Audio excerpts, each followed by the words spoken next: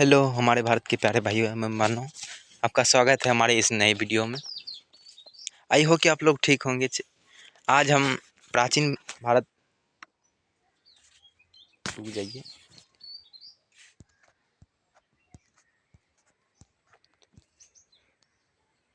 आई हो कि आप लोग ठीक होंगे। अगर वीडियो पसंद आए तो लाइक और सब्सक्राइब कर दीजिएगा और बताइएगा कि वीडियो कैसा लगा है। ठीक है, कमेंट में लिख के बताइएगा वीडियो कैसा है। ठीक है, आज प्राचीन भारत हम पढ़ रहे हैं।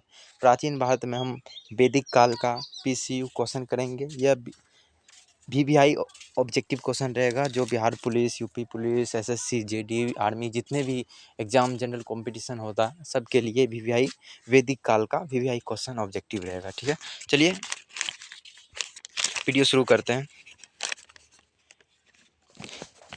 चलिए माँ शारदे का आशीर्वाद ले लेते हैं।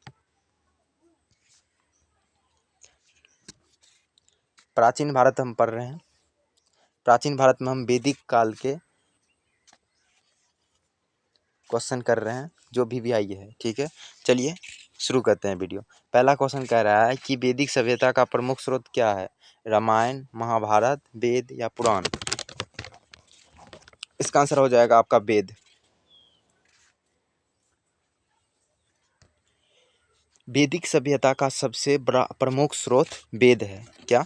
वैदिक सभ्यता का प्रमुख स्रोत वेद है। चलिए अगला क्वेश्चन पे चलते हैं। अगला क्वेश्चन कह रहा है कि सबसे प्राचीन वेद कौन सा है? सामवेद, ऋग्वेद, यजुर्वेद या अथर्ववेद? इसका आंसर हो जाएगा आपका ऋग्वेद।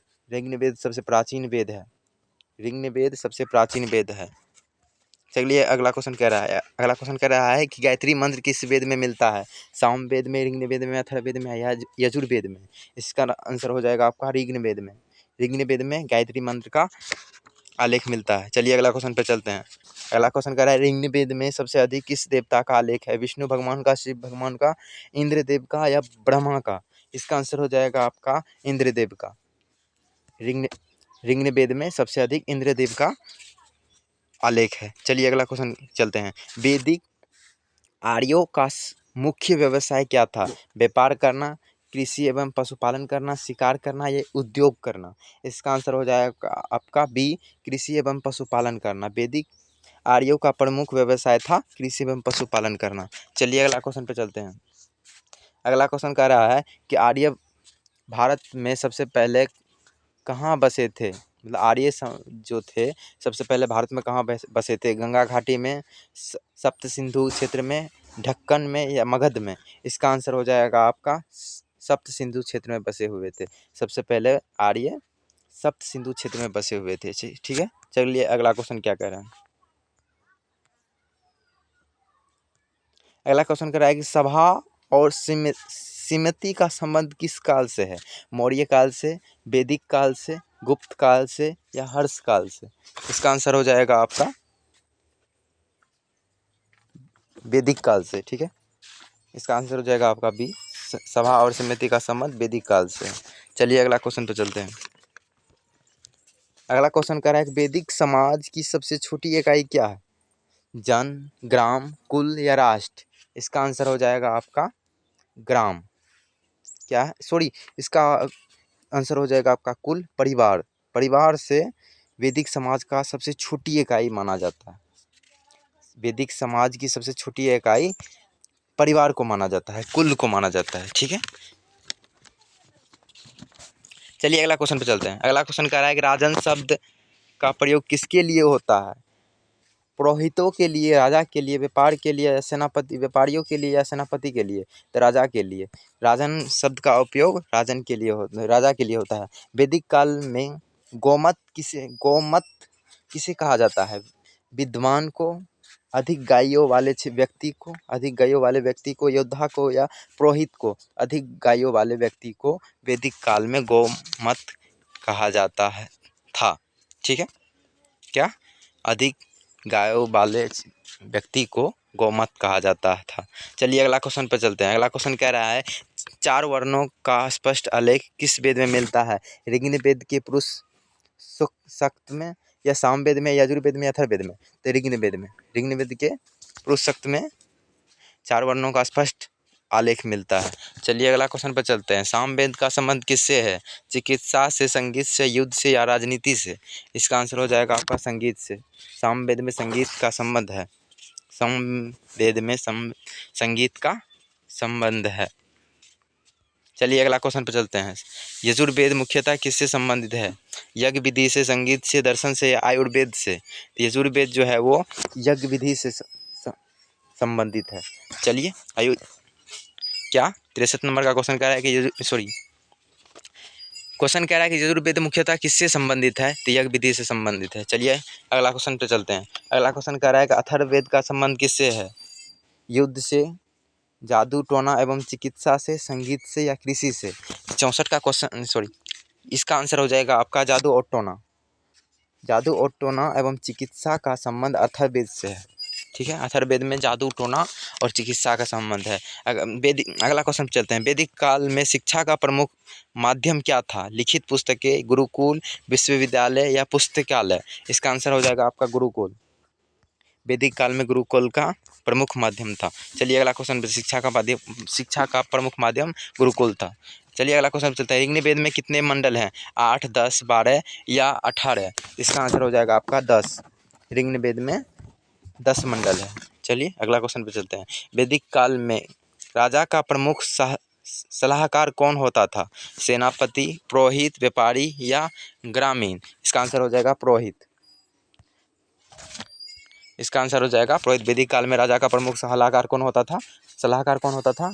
पुरोहित होता था। चलिए अगला क्वेश्चन पे चलते हैं।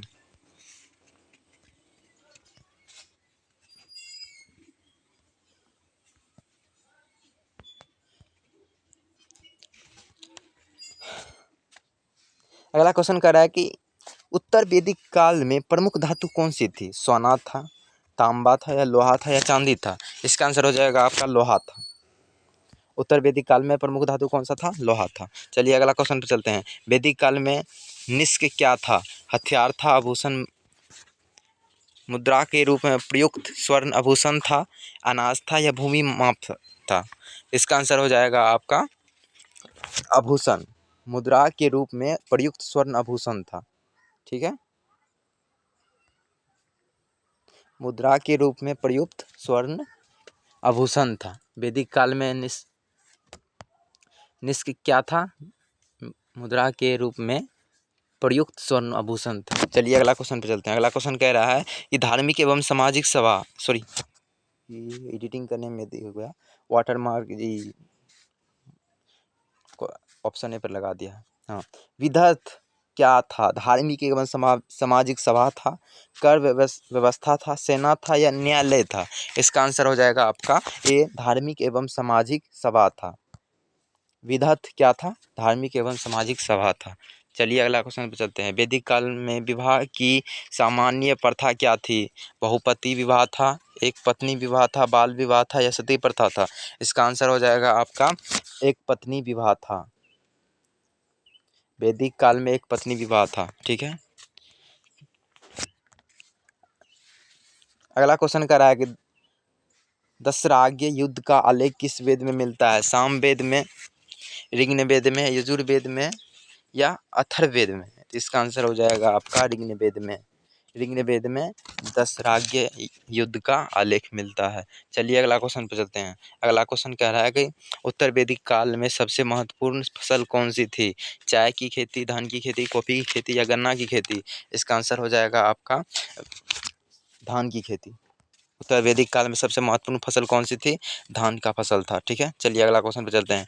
वैदिक काल में कर को क्या कहा जाता था? भाग या बलि, लगान, जजिया या महसूल? इसका आंसर हो जाएगा आपका भाग, जिसे बलि भी कहा जाता है। कर को क्या कहा जाता है? वैदिक काल में कर को क्या कहा जाता था? भाग या बलि। ठीक है, चलिए अगला क्वेश्चन पे चलते हैं। वैदिक सभ्यता मुख्यतः किस प्रकार की सभ्यता थी? नागरीय, ग्रामीण, औद्योगिक या समुद्री? इसका आंसर हो जाएगा आपका ग्रामीण था।